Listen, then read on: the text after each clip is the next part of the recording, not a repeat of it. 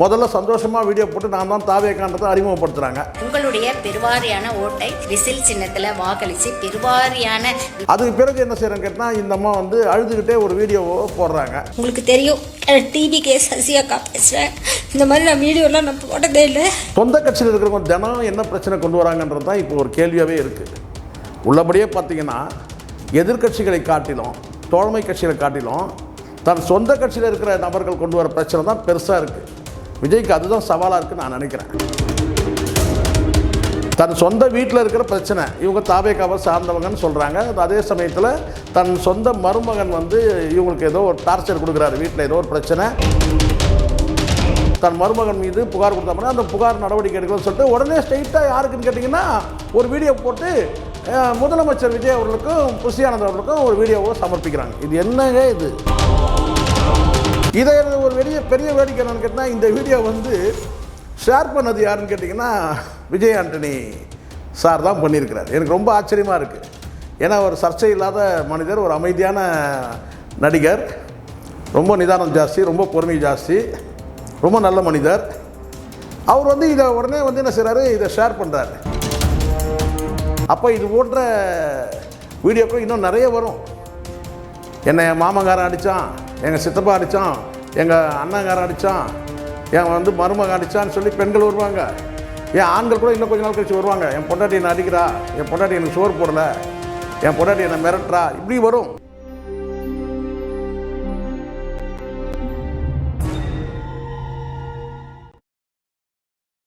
ஆடுகளம் cinema நேயர்களுக்கு என் அன்பான வணக்கம். இந்த சேனலை யாரெல்லாம் சப்ஸ்கிரைப் பண்ணலையோ அவங்களாம் சப்ஸ்கிரைப் பண்ணுங்கள். அப்படியே பக்கத்தில் இருக்க பெல் பட்டனை ப்ரெஸ் பண்ணுங்கள். அப்போ தான் நான் போடக்கூடிய வீடியோ உங்கள் பார்வைக்கு வரும்.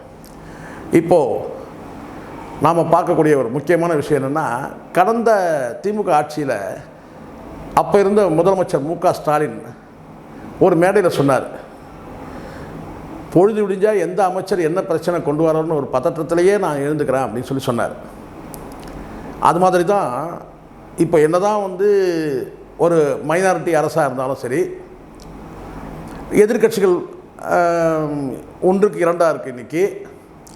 அதை கடந்து தோழமை கட்சிகள், இப்படி பலர் வந்து ஒவ்வொரு கருத்தை சொல்லிட்டு இருந்தாலும் கூட பார்த்திங்கன்னா சொந்த கட்சியில் இருக்கிறவங்க தினம் என்ன பிரச்சனை கொண்டு வராங்கன்றது தான் இப்போ ஒரு கேள்வியாகவே இருக்குது.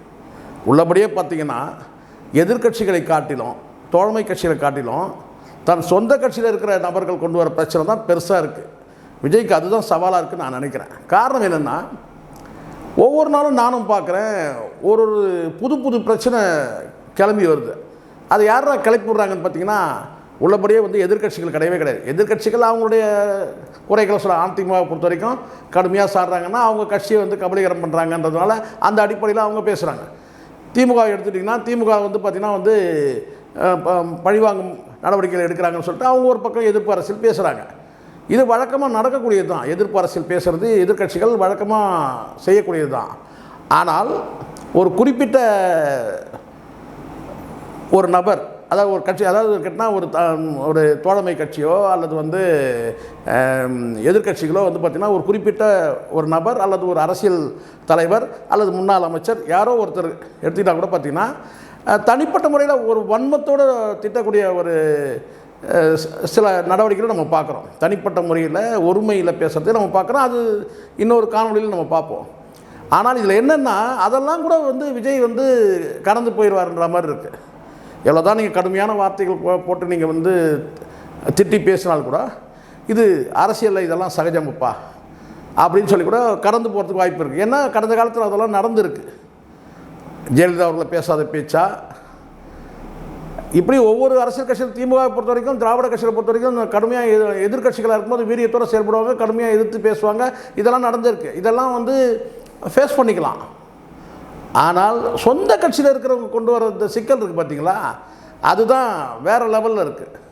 ஒன்று ஒரு தினுசாக இருக்குது. ஏதோ நீங்கள் அமைச்சர்கள் மட்டுமே நினச்சிடாதீங்க. அமைச்சர்கள் சவால் கொடுக்குற மாதிரி வந்து பார்த்தீங்கன்னா இந்த ஆதரவாளர்கள்ன்ற பேரில் இருக்கிறாங்க பாருங்கள், அவங்க கொண்டு வர்றது ஓவராக இருக்குது. இப்போ நீங்கள் பார்த்தீங்கன்னா இந்த காணொலியில் பாருங்கள், நிறைய நம்ம பேச முடியும். ஆளுங்கட்சியில் இருக்கக்கூடிய இந்த தினம் கொண்டு வர பிரச்சனைகள் வந்து நிறைய அடுக்கடுக்காக இருக்குது, நிறைய நம்ம பேசலாம். ஆனால் இந்த பெண்மணி பேசுகிறத பாருங்கள்.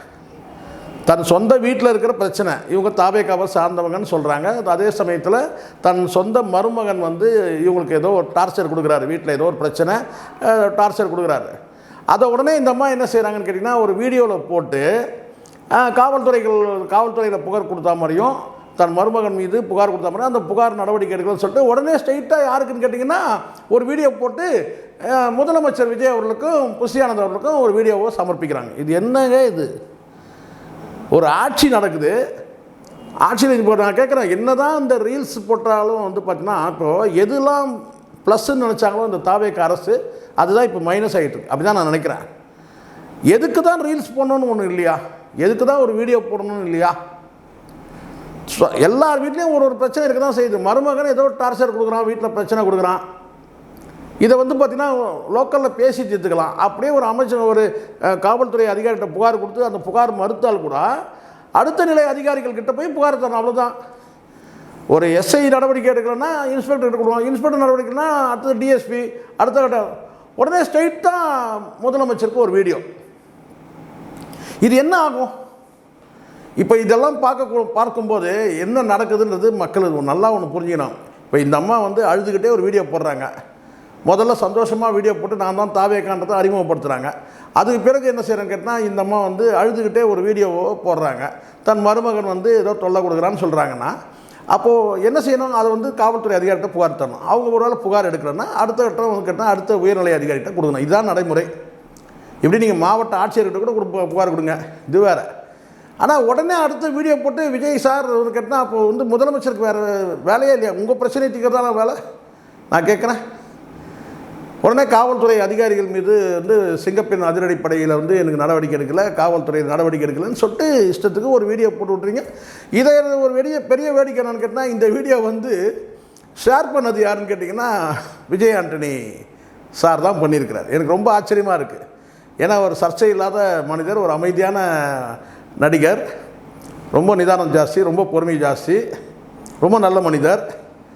அவர் வந்து இதை உடனே வந்து என்ன செய்கிறாரு, இதை ஷேர் பண்ணுறாரு.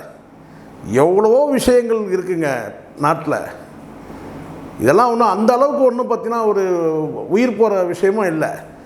மருமகனுக்கும் மாமியார் குடும்பத்தில் ஏதோ பிரச்சனை, அதை வந்து என்ன செய்கிறாரு, அதை வந்து பார்த்திங்கன்னா அவங்களுக்குள்ள தீர்க்க முடியல. அது காவல் நிலையத்தை புகார் கொடுத்துருக்காங்க. ஏதோ அவங்க ஏதோ பதில் ஏதோ வந்து பார்த்திங்கன்னா இவங்களுக்கு நெகட்டிவாக ஏதோ பதில் சொல்லியிருக்கிறாங்க. அதை உடனே ஒரு வீடியோ போட்டு அதை வந்து முதலமைச்சர் பார்வைக்கு போகணும்னு நினைக்கிறீங்களே. அப்போ இதெல்லாம் பார்க்கும்போது பார்த்தீங்கன்னா பொதுமக்கள் மத்தியில் என்ன நினைப்பாங்க?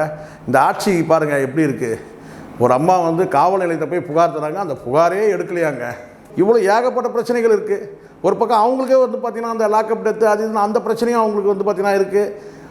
இவ்வளோ பிரச்சனைகள் இருக்கும்போது பார்த்தீங்கன்னா ஒரு குடும்பத்தில் ஒரு மருமகனுக்கும் மாமியாருக்கும் பிரச்சனை, அதுக்கு ஒரு வீடியோ போட்டு அதுக்கு முதலமைச்சர் பார்வைக்கு, இதெல்லாம் என்ன வேலை இது? இதே வந்து பார்த்தீங்கன்னா விஜய் ஆண்டனி சார் எதுக்கு ஷேர் பண்ணாருன்னு அவர் தான் விளக்கணும் இது. ஏன்னா இதில் என்ன சீரியஸ்னஸ் இருக்குதுன்னு எனக்கு ஒன்றும் புரியவே இல்லை. ஒருத்தர் கண்ணீர் விட்டாலே இன்றைக்கி ஏமாந்துட முடியாது சார். அது விஜய் ஆண்டனி சாருக்கு நான் சொல்கிறேன். ஒரு வீடியோவை ஷேர் பண்ணுறது கூட பார்த்தீங்கன்னா உங்களுக்கு ஒரு வேல்யூ இருக்குது. விஜய் ஆண்டனி சாருக்கு ஒரு வேல்யூ இருக்குது. ஆனால் அதை வந்து பார்த்திங்கன்னா இந்த மாதிரியான வீடியோக்களை வந்து ஷேர் பண்ணி இதை வந்து பொதுமக்கள் பார்வைக்கு கொண்டு போகிற அந்த வேலையை வந்து நம்ம செய்கிறதே வந்து பார்த்திங்கன்னா கொஞ்சம் பார்த்து செய்யணும், எச்சரிக்கையாக செய்யணும். உள்ளபடியே வந்து நல்ல மனிதர் தான், அவருக்கு கெட்ட நோக்கம் எதுவும் இருக்க போகிறதில்ல, அது நல்லாவே தெரியும். ஆனால் ஏன் ஒரு அவசரமாக வந்து இதை ஷேர் பண்ணணும்னு முடிவு பண்ணாருன்றது எனக்கு தெரியல. ஆனால் இது போன்ற பஞ்சாயத்து ஒன்று நம்ம பண்ணிட்டோம்னா, என்கரேஜ் பண்ணிட்டோம்னா இது மாதிரி இந்த ஏகப்பட்ட பஞ்சாயத்து வரும். ஏன்னா இந்த ஆட்சியே வந்து பார்த்திங்கன்னா கிட்டத்தட்ட இது போன்ற நபர்களால் வந்து ஒரு விளம்பரம் செய்யப்பட்டு தான், ஒரு பிம்பம் கட்டமைச்சு தான் இந்த ஆட்சி அமைஞ்சிருக்கு. அப்போ இது போன்ற வீடியோக்கள் இன்னும் நிறைய வரும். என்னை என் மாமங்காரன் அடித்தான், எங்கள் சித்தப்பா அடித்தான், எங்கள் அண்ணங்காரன் அடித்தான், என் வந்து மருமகன் அடித்தான்னு சொல்லி பெண்கள் வருவாங்க. என் ஆண்கள் கூட இன்னும் கொஞ்ச நாள் கழிச்சு வருவாங்க. என் பொண்டாட்டி என்னை அடிக்கிறா, என் பொண்டாட்டி எனக்கு சோறு போடலை, என் பொண்டாட்டி என்னை மிரட்டுறா, இப்படி வரும். ஏன்னா இந்த ஆட்சியே வந்து இது மாதிரியான நபர்கள் மூலமாக தான் வந்து விளம்பரப்படுத்தி தான் வந்து ஒரு ஆட்சி அமைஞ்சிருக்கு. அதனால் வந்து இது போன்ற செய்திகள் வந்து ஸ்ப்ரெட் பண்ணுறதே முதல்ல சமூக வலைதளத்தை ஸ்ப்ரெட் பண்ணுறதே தப்புன்றேன் நான். உள்ளபடியே வந்து பார்த்தீங்கன்னா யாருக்கு உதவி தேவை, யார் உண்மையிலேயே கஷ்டப்படுறாங்க, அது மாதிரியான வந்து சில நபர்கள் வேண்டுகோள் போது அதை பண்ணலாம். ஆனால் இது போன்ற பெண்கள் வந்து பரவலாக பொதுவாக, நான் இந்த பெண்ணுன்னு நான் குறிப்பிட்டு சொல்ல, பல பெண்கள் வந்து இது மாதிரி கிளம்பி வருவாங்க. இதெல்லாம் குடும்பத்துக்குள்ளே பிரச்சனையா, குடும்பத்தை தீர்த்துங்க. அப்போ அதிகாரிகிட்ட கொடுக்குறீங்க, அந்த அதிகாரி நடவடிக்கை எடுங்கன்னா மேல் அதிகாரிகிட்ட கொடுங்க. இதானே சரி. எல்லாத்துக்கும் ஸ்ட்ரெயிட்டாக வந்து முதலமைச்சர்கிட்ட ஒரு வீடியோ போட்டு ரீலில் போட்டு முதலமைச்சர் பாரு அந்த அளவுக்கு என்ன நடந்துச்சு. இப்போது திடீர்னு வந்து பார்த்தீங்கன்னா ஒருத்தர் வந்து கிட்னாப் பண்ணிட்டாங்க, அந்த மாதிரி ஒரு சுச்சுவேஷன் இருக்குன்னா அப்போ நீங்கள் அவசர கதியாக நீங்கள் வந்து செய்யலாம். இல்லை பெரிய ஒரு கொலை மிரட்டல் விடுக்கிறாங்க, இப்போ ஒரு பெரிய டீம் வந்து பார்த்தீங்கன்னா வந்து துரத்துது, அந்த மாதிரி நேரத்தில் ஒரு அவசரமான ஒரு வீடியோ போட்டு பண்ணலாம். இது எல்லாமே நல்லா தெரியுது, இது ரீல்ஸ் பைத்தியம் நல்லா தெரியுது. ஸோ இதை வந்து பார்த்திங்கன்னா மீண்டும் மீண்டும் வந்து இது போன்ற வந்து செய்தி வராமல் பார்த்துங்க. இதனுடைய விளைவு என்னன்னு கேட்டிங்கன்னா வந்து அப்போ காவல்துறை வந்து செயல்படலைன்ற மாதிரி வந்து ஒரு ஃப்ரேம் கட்டமைக்கிற மாதிரி ஆகிடும்.